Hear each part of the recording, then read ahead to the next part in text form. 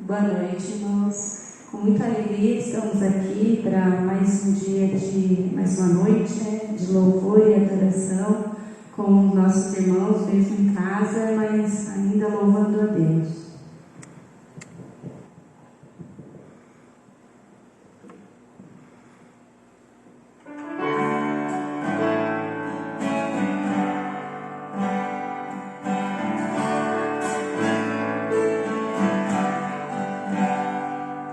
Não existe nada melhor do que ser amigo de Deus, caminhar seguro na luz, escutar o seu amor, é a paz do coração, e sempre comunhão, e assim perceber a grandeza do poder de Jesus, meu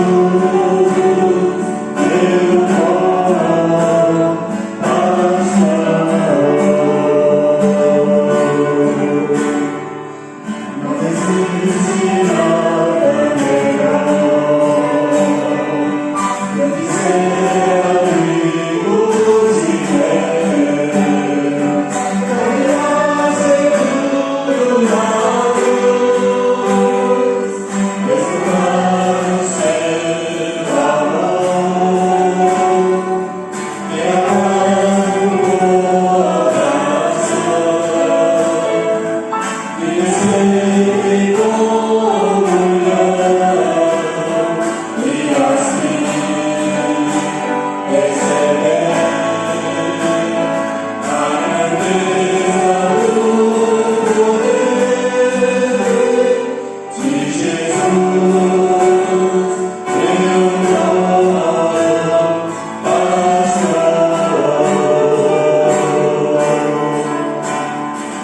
Que a paz do coração, e sempre comunhão, e assim perceber a grandeza do poder de Jesus, meu bom pastor, de Jesus, meu bom pastor.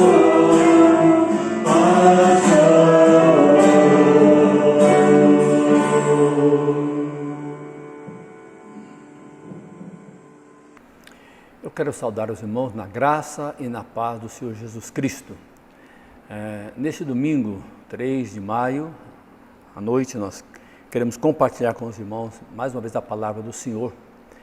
E, como eu disse pela manhã, nós ainda estamos impedidos de nos congregar coletivamente, mas pela graça de Deus podemos ainda louvar ao Senhor, independente das circunstâncias que nos cercam. Eu quero compartilhar com os irmãos nesta noite a palavra de Deus que está registrada em Lucas, capítulo 19, de 1 a 10, em um texto bem conhecido, que fala de Zaqueu. Eu quero ler esse texto então, com os irmãos, que diz assim: Entrando em Jericó, atravessava Jesus a cidade. Eis que um homem chamado Zaqueu, maioral dos publicanos e rico, procurava ver quem era Jesus, mas não podia por causa da multidão, por ser ele de pequena estatura. Então, correndo adiante, subiu a um sicômoro a fim de vê-lo, porque por ali havia de passar. Quando Jesus chegou àquele lugar, olhando para cima, disse-lhe: Zaqueu, desce depressa, pois me convém ficar hoje em tua casa.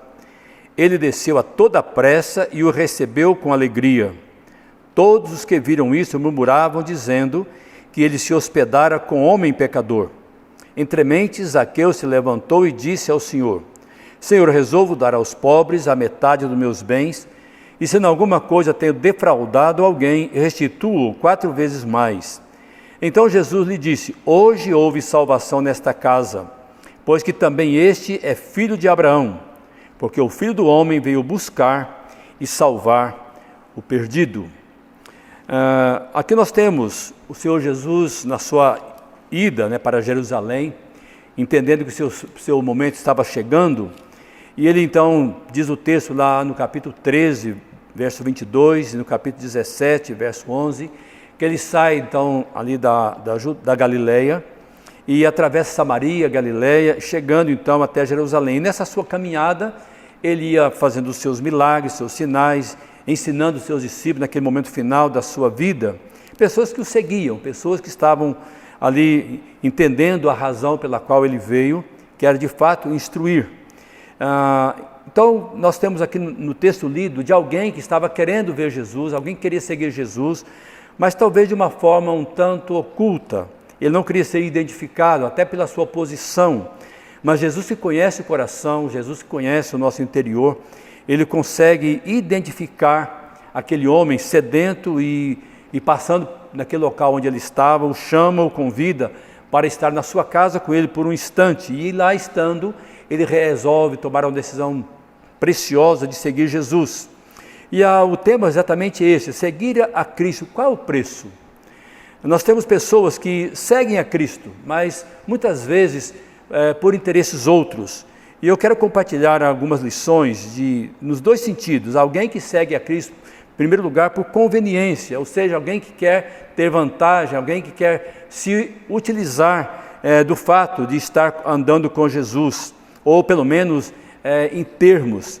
Nós temos na palavra de Deus, no Evangelho de João, capítulo 6, o verso 26, quando Jesus está ali anunciando o Evangelho e debatendo com os fariseus, nós temos nesse texto Jesus respondendo àqueles homens que o seguiam por outros interesses, não apenas para ouvir o Evangelho de forma superficial, mas por outros interesses, como o próprio Jesus declara nesse texto, João 6, 26, que diz assim: respondeu-lhe Jesus, em verdade vos digo, vós me procurais não porque vistes sinais, mas porque comestes e vos fartastes. Veja, ainda hoje há pessoas assim que seguem Jesus por conveniência, apenas querendo tirar vantagem da situação, dos momentos, e não foi diferente lá naquela época. Ainda hoje nós temos pessoas que têm a mesma intenção, estar na igreja apenas porque, quem sabe, vai ter vantagem, vai querer tirar lucro nesse sentido. Mas também há outros que seguem Jesus por interesse, ou seja, apenas pensando em lucro. Nós temos um texto interessante no livro de Atos dos Apóstolos, no capítulo 8, um texto também bem conhecido, que eu quero ler com os irmãos. Atos 8, primeiramente o versículo 13, quando Filipe vai para Samaria anunciar o Evangelho, e ali naquele momento, no versículo 13, nós lemos o seguinte, falando de um homem que era mágico, diz assim: o próprio Simão abraçou a fé, e tendo sido batizado, acompanhava a Filipe de perto, observando extasiado os sinais e grandes milagres praticados. E nos versículos 18 e 19, nós vemos esse registro: vendo, porém, Simão, que pelo fato de imporem os apóstolos as mãos, era concedido o Espírito Santo, ofereceu-lhes dinheiro, propondo: concedei-me também a mim este poder, para que aquele sobre quem eu impuser as mãos receba o Espírito Santo. Então veja, havia por trás de tudo isso um interesse. Ele era um homem acostumado a fazer mágica, a enganar as pessoas e tirar o seu lucro. E aqui ele se aproveita dessa oportunidade, e quem sabe ele nunca tinha visto sinais extraordinários realizados da forma que vinha sendo feito pelos apóstolos, e também por Filipe, que era um dos diáconos, daqueles 7 eleitos lá no capítulo 6. E ali ele vê o interesse e falou assim: quem sabe eu posso lucrar muito com isso. Mas Pedro repreende duramente, e dizendo que ele estava ali praticando obra diabólica. Então, irmãos, que nós não tenhamos este interesse de seguir a Cristo, por interesse apenas ou por conveniência. Mas também temos aqueles que seguem a Cristo de aparência. Estão na igreja, servem de certa forma a igreja, mas como Judas estão ali apenas de aparência. E é interessante que, eu até coloquei aqui, quem podia imaginar alguém andando com Jesus 3 anos, e a Bíblia registra que ele era inclusive um ladrão, porque tudo que se lançava na bolsa, ele dali extraía aquilo que nela se lançava. Então, mas Jesus conhecia o coração daquele homem. E no Evangelho de João 13, verso 21, a parte final, e os versos 26 e 27, o próprio Senhor Jesus, naquele momento final, dando as instruções finais aos seus apóstolos antes de partir, antes de ser crucificado, ele diz o seguinte: em verdade vos digo, que um dentre vós me trairá. Aí alguém perguntou: mas quem, Senhor? Respondeu Jesus: é aquele a quem eu der um pedaço de pão molhado. Tomou, pois, um pedaço de pão e, tendo-o molhado, deu-o a Judas, filho de Simão Iscariotes. E após o bocado, imediatamente entrou nele Satanás. Então disse Jesus: o que pretendes fazer, faze-o depressa. Então veja, alguém que estava andando com Jesus, provavelmente ninguém havia percebido que ele estava ali apenas para tirar vantagem, vivendo de aparência. Ele conseguiu talvez enganar os apóstolos, quem sabe tantas outras pessoas por onde passou, mas Jesus conhecia o seu coração. Tanto é que neste texto, Jesus o identifica e dá esse pão molhado, e diz o texto aqui, imediatamente Satanás entrou nele, e ele saiu então para fazer ali a sua negociata, para tirar vantagem daquela situação. Ou seja, seguir a Cristo tem um preço. Nós podemos dizer, há consequências quando nós decidimos de fato seguir a Cristo, e Deus conhece o nosso coração. Não adianta nós queremos enganar aqueles que estão à nossa volta, porque Deus nos conhece muito bem. Nós podemos enganar, quem sabe, muitos por muito tempo, mas ao Senhor jamais enganaremos, e não conseguiremos enganar o tempo todo. Em algum momento a máscara cai e nós seremos identificados como alguém que não segue a Cristo de fato. Então a primeira coisa que deve acontecer conosco, é ter convicção. Para seguir a Cristo é preciso ter convicção. Nós estamos seguindo a Cristo sabendo que podemos passar por provações, como temos tantos irmãos sofrendo ao redor do mundo, mas por causa da convicção que tem no Senhor, daquilo que Deus fez na vida deles, eles jamais negam a fé, jamais voltam atrás, assim como fizeram os apóstolos lá no passado. E é interessante porque Jesus, naquele mesmo contexto onde ele identifica aqueles que estavam seguindo por interesse, no texto de João 6, os versículos 67 a 69, nós vemos a seguinte colocação: então perguntou Jesus aos 12, porventura quereis também vós outros retirar-vos? Respondeu-lhe Simão Pedro: Senhor, para quem iremos? Tu tens as palavras da vida eterna, e nós temos crido e conhecido que tu és o Santo de Deus. Então veja, irmãos, alguém que tem convicção, alguém que sabe a razão pela qual segue o Senhor, ele paga um alto preço. E aqui Pedro tinha essa convicção, ainda que ele negou o Senhor, mas ele foi restaurado, e mais tarde ele mesmo pôde dizer na sua carta, lá em 1 Pedro 3, verso 15, antes santificai a Cristo como Senhor em vosso coração, estando sempre preparados para responder a todo aquele que vos pedir razão da esperança que há em vós. Então veja, se eu de fato crido no Senhor, eu tenho convicção da minha fé, eu sei, como diz Paulo lá a Timóteo, eu sei em quem tenho crido. Então, ou seja, essa convicção é necessária diante de momentos difíceis, e até porque as pessoas que estão à nossa volta, no trabalho, na escola, junto à vizinhança, eles vão perceber de fato se temos convicção naquilo que fazemos, naquilo que servimos. É por isso que Tiago vai dizer na sua carta, lá no capítulo 1, a parte final do verso 6, pois o que duvida é semelhante à onda do mar, impelida e agitada pelo vento. Então veja, se a nossa convicção está no Senhor, como nós estamos cantado, nossa convicção, nossa esperança está nele, pode vir o que vier, nós estaremos firmes, convictos da nossa fé no Senhor Jesus. Uma outra consequência daqueles que seguem a Cristo é renunciar, negar-se a si mesmo. É por isso que o próprio Jesus vai dizer, e dizia a todos, se alguém quer vir após mim, a si mesmo se negue, dia a dia tome a sua cruz e siga-me. Então, ou seja, nós somos desafiados a negar a nós mesmos. Ainda que nós tenhamos desejo de praticar as coisas que nos cercam pelos desejos da nossa carne, mas nós temos que renunciar o nosso eu, o nosso ego, para seguir a Cristo. Nós temos um texto precioso na Palavra de Deus, que nós até mesmo falamos nele recentemente. Eu quero apenas ler com os irmãos, que está no segundo livro de Samuel, no capítulo 24, os versos 22 a 24. Segundo livro de Samuel, capítulo 24, versos 22 a 24, onde o rei Davi, ele faz algo que desagrada a Deus, e ele é orientado pelo profeta Gade a que fizesse um sacrifício, um holocausto ao Senhor, para que a praga cessasse por causa do seu pecado que ele havia cometido.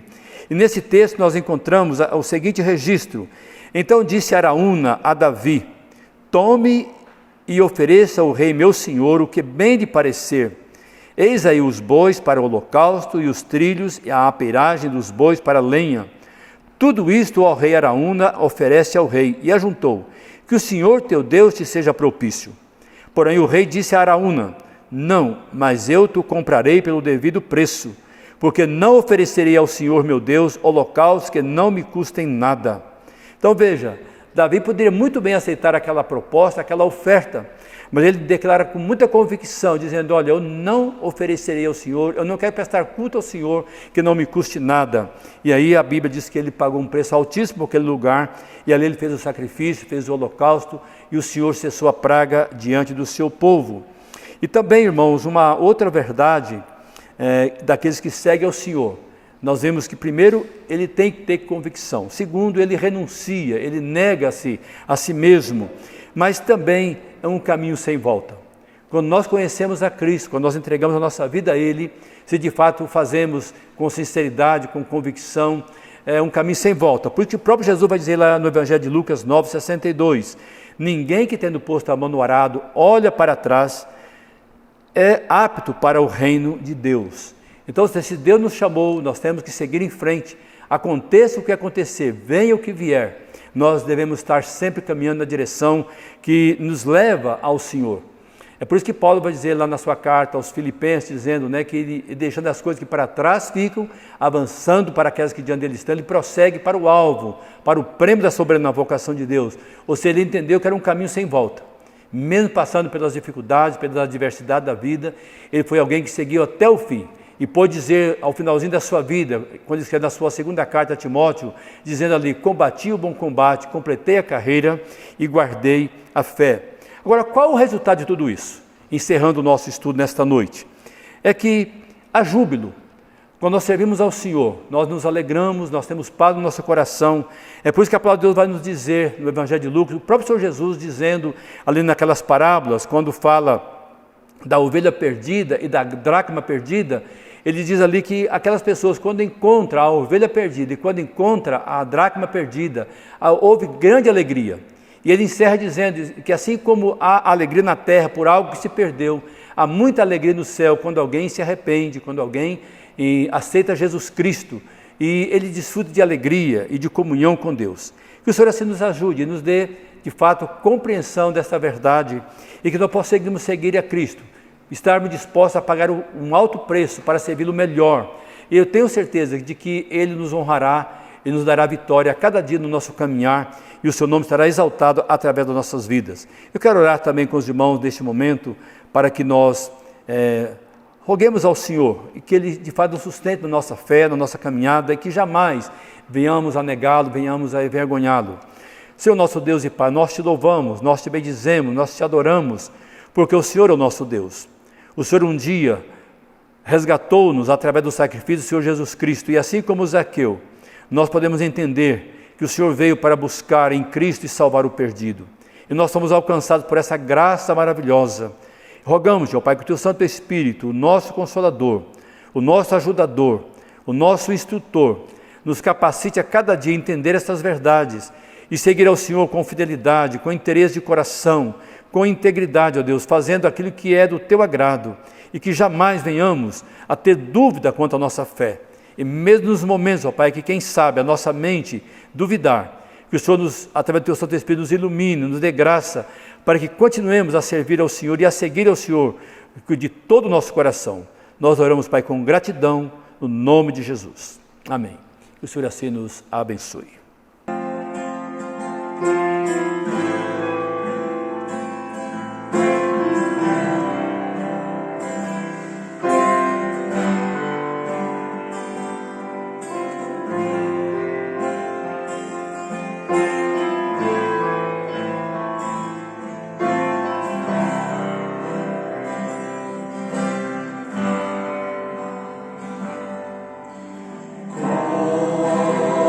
Glory